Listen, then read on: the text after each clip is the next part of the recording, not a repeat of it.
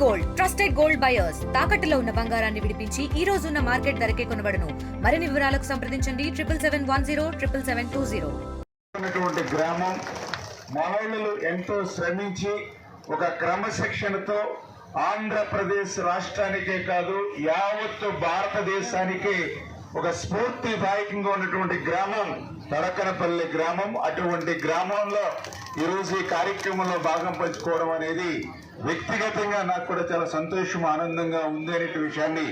మరొక్కసారి మీ ద్వారా ఈ సందర్భంగా తెలియజేసుకుంటూ మరి ఈరోజు కూటమి ప్రభుత్వం మీ అందరి యొక్క ఆశీర్వాదంతో తెలుగుదేశం జనసేన బీజేపీ ప్రభుత్వం R&D డిపార్ట్మెంట్ కానీ పంచాయతీరాజ్ డిపార్ట్మెంట్ కానీ RWS డిపార్ట్మెంట్ కానీ APEWIC డిపార్ట్మెంట్ కానీ ఇట్లా ఏదైతే వివిధ డిపార్ట్మెంట్ల ద్వారా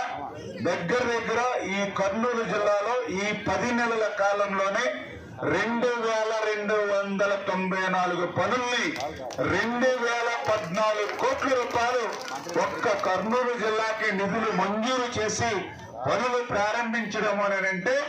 ఈ యొక్క కర్నూలు జిల్లాలో ఈ యొక్క కూటమి ప్రభుత్వం అభివృద్ధి దిశగా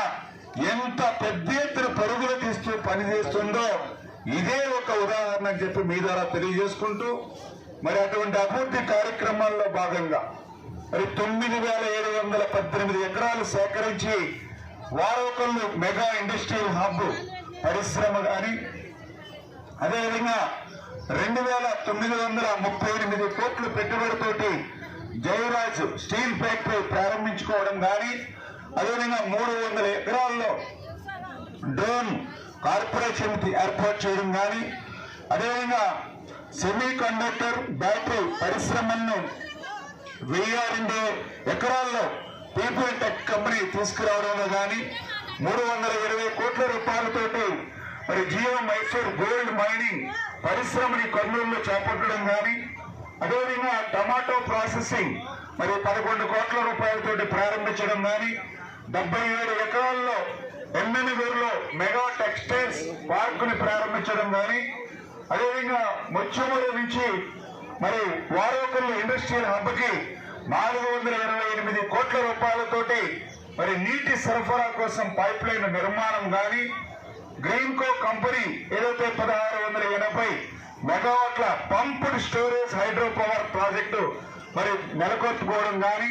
ఇట్లా చెప్పుకుంటూ పోతే అనేక రకాలుగా అదేవిధంగా ఏదైతే డ్రిప్ ఏదైతే 10 నెలల కాలంలోనే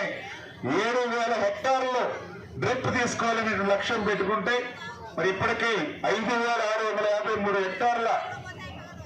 లక్ష్యాన్ని డ్రిప్ చేరుకున్నటువంటి పరిస్థితి కూడా ఈ సందర్భంగా తెలియజేసుకుంటూ అదేవిధంగా హంద్రీ నివాకు సంబంధించి మరి ఏ ప్రాజెక్టుకి రాష్ట్రంలో కేటాయించినటువంటి విధంగా